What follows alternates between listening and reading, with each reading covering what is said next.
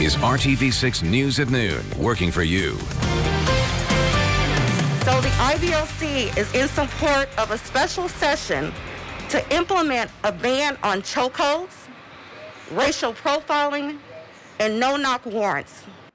Democrats in the legislature want to go back to work right now. They are calling on the governor and the Republican majority at the State House to take immediate actions on the issues tied to policing and the pandemic. Good afternoon, I'm Lauren Casey. State House and Senate Democrats say in response to the state government's 3 issues, they cannot wait until the legislature's next regular session set for January. They're asking Governor Holcomb to bring lawmakers back to the Capitol next month. The Democratic caucuses in both the House and the Senate and the Indiana Black Legislative Caucus outlined their agenda this morning. In addition to policing reforms mentioned moments ago, lawmakers pointed out that most states are making it easier for voters to cast ballots by mail this November because of the ongoing pandemic. Indiana is not one of those states. And despite continued calls from the governor for Hoosiers to socially distance and stay home if they are at high risk, the Secretary of State and the Indiana Election Commission have so far refused to act on making sure all Hoosiers can safely vote in the November election. In addition to no excuse absentee voting and police reform, Democrats also say the state has not spent more than $2 billion in federal CARES Act money. They say that money should be used to boost COVID-19 testing, housing assistance, and to help small businesses stay open. Now, Governor Holcomb is the only person who can call a special session, and today, after an economic development announcement, he was asked by RTV6 whether he might do so. It's the first I've heard of it, so they must have had their own press conference while we were having ours. I'll absolutely look at everything that they have to, that they're recommending. Holcomb says that Republicans who hold a majority in both the House and the Senate would also have a say in the need for a special session. Of course, we'll keep you updated. Right now, we want to take a turn to our forecast, and Todd Clausen is standing by on this Tuesday afternoon. Todd, for anyone who wants to get out for their lunch hour, maybe later this afternoon, what can they expect? You know, I think you're just fine to get out, especially in the near future. As we get a little later in the afternoon, Lauren, a few spotty storms could pop up. But spotty is the key word there. Not everybody is going to see them. Here's a live look right now from IMS back towards downtown Indianapolis. And we just kind of have that hazy sunshine out there again, kind of mixing in with the cloud cover at times. We had some heavier rain earlier this morning. No rain really in central Indiana right now, but there are some storms here off to our west, as you can see in Champaign, Illinois. And these are going to continue to head in a northerly direction like this, or off to the northeast, I should say. So locations up here towards Lafayette, over towards Vedersburg, Logansport. You'll have the opportunity, I think, here this afternoon to pick up an isolated shower or two, but the rest of central Indiana, for the most part, should stay fairly dry throughout the afternoon hours. Once we get to this evening, though, the rain chances will start to ramp up across the area. Once again, the best potential this evening, including after sunset, for the heavier downpours and maybe an isolated strong to severe storm, will be to the north. Today's the start of what's going to just be a very unsettled weather pattern that takes us through the work week. More on that, Lauren, in just a few minutes.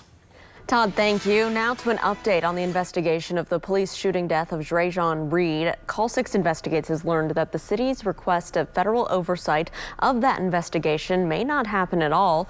We learned that federal investigators are not expected to get involved, at least until a special prosecutor concludes her investigation and a 3-person panel releases its findings by December. Reed was shot and killed by Metro Police Officer DeJour Mercer back on May 6th. Police say that Reed fired a gun at the officers, first during a foot chase, and then Reed was killed when he returned fire.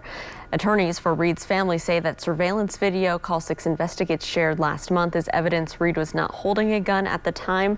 The video shows Reed running from the car with what appears to be a white t-shirt in one hand and 2 cell phones in the other hand. Also new this midday, we now have a better idea of when Metro police officers will begin wearing body cameras while they're on duty. Call 6 Investigates has learned that the first shipment of cameras for IMPD officers is expected to arrive within the next 30 days. Shortly after the shooting death of Reed, Mayor Joe Hogsett announced that Metro officers would each have cameras sometime this summer.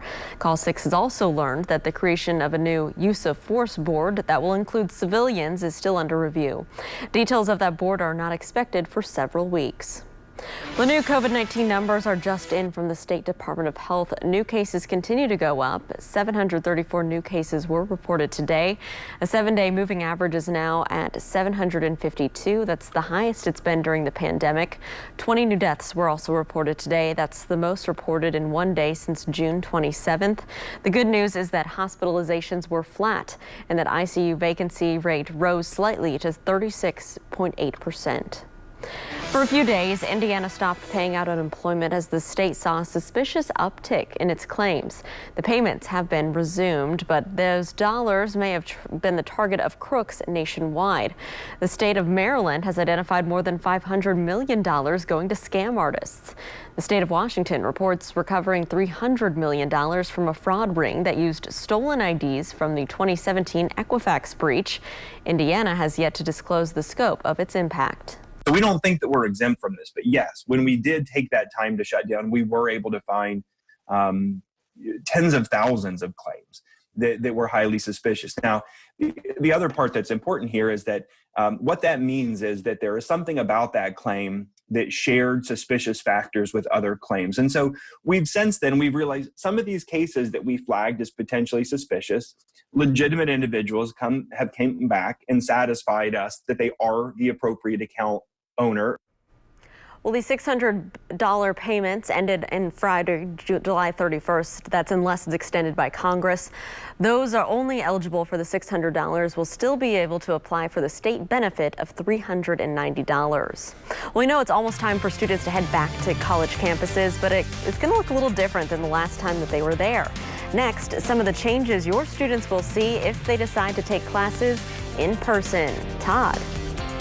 And Lauren, storm chances are in the forecast not only throughout the day today, but in the days ahead, as it's going to be a pretty unsettled weather pattern. As for today, though, some storms just across the state line in Champaign, Illinois. They're heading to parts of central Indiana. We'll talk about what the rest of your Tuesday has in store coming up in your Storm Team 6 forecast when the news at noon continues right here on RTV6.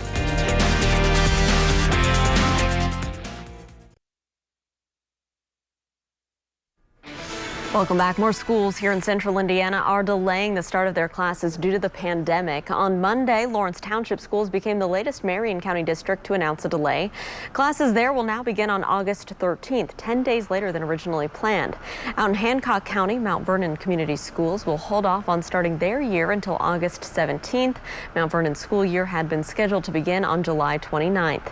We do have a list of school districts and their plans for the fall at our website right now. Just go to theindychannel.com. And as schools prepare to welcome students back, we know colleges and universities are coming up with safety plans to help get education ramped back up on their campuses.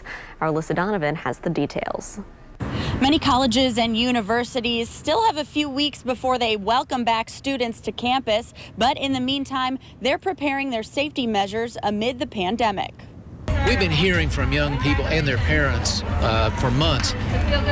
Please find a way to make it possible. We want to come. We don't want to stop our education. Purdue University President Mitch Daniels says around 88% of students have opted to return to campus, while 12% of undergrads have opted for online classes due to either safety reasons or travel bans. The university is taking many safety measures, purchasing more than a mile of plexiglass that will be used to separate professors and their students.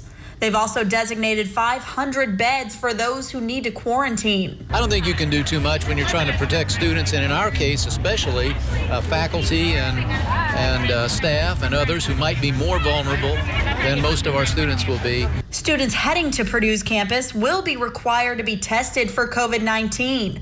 Other Indiana universities are laying out similar plans. IU is also requiring students to get tested. Those planning to attend class at the Bloomington campus must get tested within 10 days of arriving. At other IU locations, students will only be required to get tested if they're moving into the dorms. Ball State is adding more classes in the evenings to allow for smaller class sizes, and anyone who's on campus will be required to wear a face mask or a shield at all times, unless they're alone in a workspace or working behind a plexiglass barrier. Daniels says those involved in higher education are exchanging ideas and asking questions to ensure schools are doing the best they can to provide safe learning environments. Nobody can say for certain that we can make this work. Plans have been changing in country after country, state after state, but it's the right thing to try to do. We're going to do literally everything that we think might make it any safer and more successful. I'm Alyssa Donovan, RTV6. Alyssa, thank you. The films will roll despite the pandemic. Next, how one of the city's international festivals plans to move forward, even though patrons can't gather in person right now. And let's take a look outside right now from our Weather Now camera here overlooking the Circle City. We'll get a check of Todd's full forecast and see if you can expect storms in your neighborhood. That's still to come right here on the news at noon. Stick around.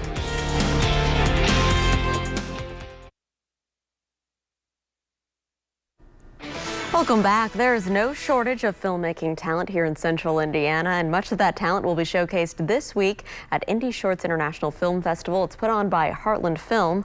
RTV6's Cornelius Hawker tells us they're doing things differently this year, all because of the coronavirus pandemic. It was really important for us to carry that festival forward, not only for our audience, but also our filmmakers. Jessica Chapman, marketing manager for Heartland Film, tells us why the Indy Shorts International Film Festival, in its third year, worked so hard to continue despite the pandemic. Film festivals around the country are being canceled and postponed, and they really rely on us to get their stories out and to tell what they've been working on over, maybe a year, a couple years. The film festival begins Tuesday, July 21st, and festival goers can watch more than 100 short films from the comfort of their home. It's something very different, but people have taken to the idea, according to Jessica. And we've actually sold over twice as many film festival passes as we did last year. So that's pretty cool to see. But letting people watch from their home isn't the only thing they're doing differently this year. Thursday through Sunday, Tibbs Drive-In will be playing several of the festival's films. I think there's something new and fun about going to the drive-ins, even though it's an older concept. I think it's something that people don't think about and they haven't experienced. It's a new experience for them. A film festival like no other, changed by the pandemic, but working out for them. We really just had to switch courses. Cornelius, thank you. Indy Shorts International Film Festival is an Academy Award qualifying festival. It's dedicated to short films. If you want to check it out, you can learn more on this story. Just go to theindychannel.com. Now it's time for a look at our forecast. Todd, is it a day where we want to stay in and watch some movies, or a day where we should get outside? You can definitely get outside here. There's lots and lots of dry hours throughout the course of the day today, Lauren, but there is the opportunity for the chance of a few isolated storms, but there's more dry hours than there are wet hours by far, and I'll explain right here. Here's a look at the satellite radar picture. Most of central Indiana right now is completely dry. You do see the action, though, off to our west in parts of Illinois, and I'll zoom in for you a little bit. A few spotty showers now appearing near Lafayette. But these thunderstorms should weaken a little bit as they make their way towards Indiana, but they're sliding off towards the northeast. So unless you live here in northern locations, say from Lafayette to maybe Crawfordsville to Kokomo to Logansport to Delphi, I think you're in the clear, at least with this initial round of showers and storms that are coming in. So that would include everybody south of Interstate 70. As we expand out, though, the overall pattern is going to remain pretty unsettled for us across the area. You notice there's another wave of rainfall that's back behind the one moving through Illinois, and that one will impact us later tonight and then eventually into the overnight hours. So it's just very unsettled throughout the course of the day. And let me walk you through it using TrueCast.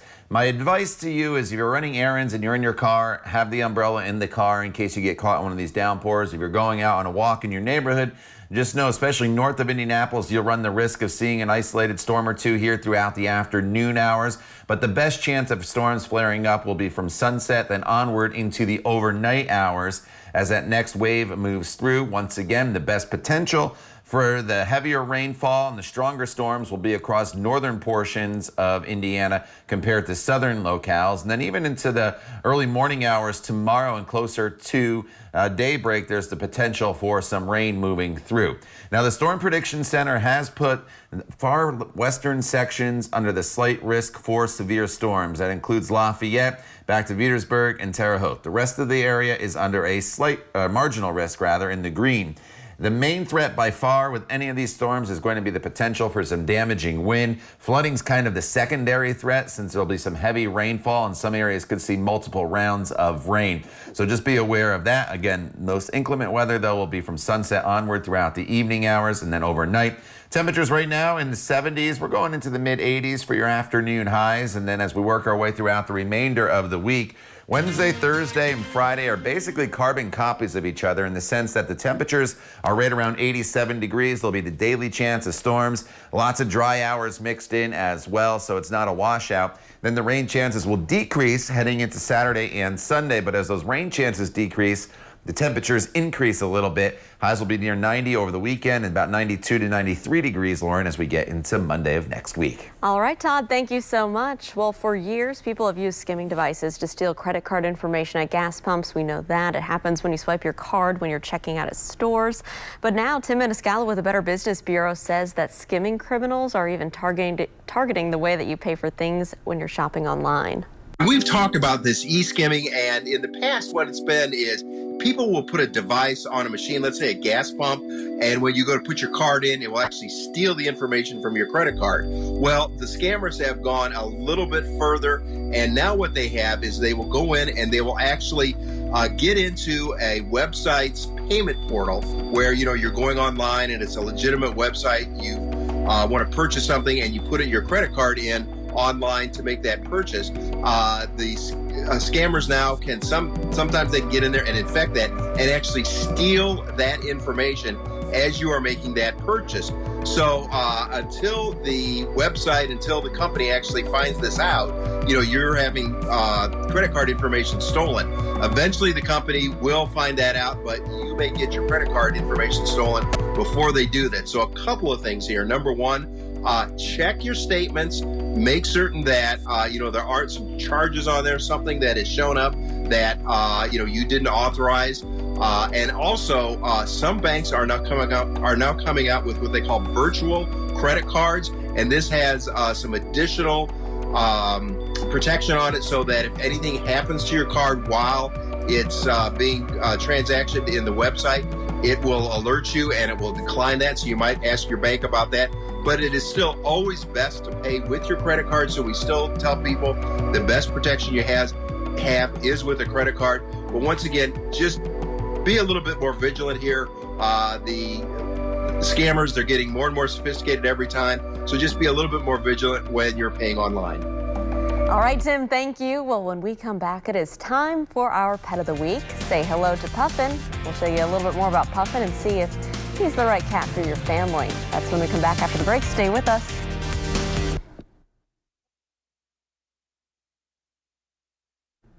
Well, Tuesdays means it's time to feature our Pet of the Week from Indy Humane. And so today we want you to meet Puffin. Take a look. Puffin's a cuddly young cat who was transferred to Indy Humane in need of immediate surgery on his jaw. But Puffin is now healed and he is ready to find his forever family. Puffin enjoys being around people, so his new family should be ready for his big personality. He's also very playful and would appreciate frequent playtime.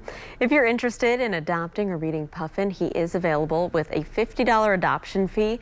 You can visit him at the 9 Lives Cat Cafe on Shelby Street in Fountain Square. Very fun. All right, Todd, let's get one more look at our Tuesday forecast.